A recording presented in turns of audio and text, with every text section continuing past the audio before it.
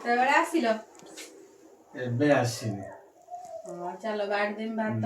ଗୋଟେ କଥା ଥିଲା। କି କଥା? ଦେ ତା ହାତରେ।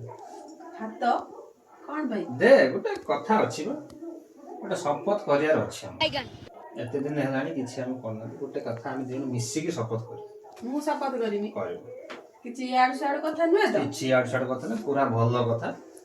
କେତେ କିନ୍ତୁ ମାନିବାକୁ ପଡେ ଶପଥ ମାନେ ଜୀବନର ଫାର୍ଷ୍ଟ ଶପଥ ହେଇଥିଲା, ଏଟା ସେକେଣ୍ଡ ଶପଥ ହବ। और अभी तो रुको, ଯାହା କହିବୁ ସେଇଆ କହିବୁ। क्लाइमैक्स अभी बाकी है। ଆଜିଠାରୁ ଆମେ ଆମେ ଦି ଜଣ କେବେ ବି କୌଣସି କଥା ଉପରେ କାହା କଥାକୁ ନେଇକି ଦି ଜଣଙ୍କ ଭିତରେ ଝଗଡା ଲାଗିବା ନାହିଁ। ନା ଛାଡ, ମୁଁ ଝଗଡା ନ କରି ମୋ ଭାତ ହଜମ ହବନି। ମତେ ଛାଡ ଛାଡ ଛାଡ, ମୁଁ ସେ ଶପଥ କରିପାରିବି।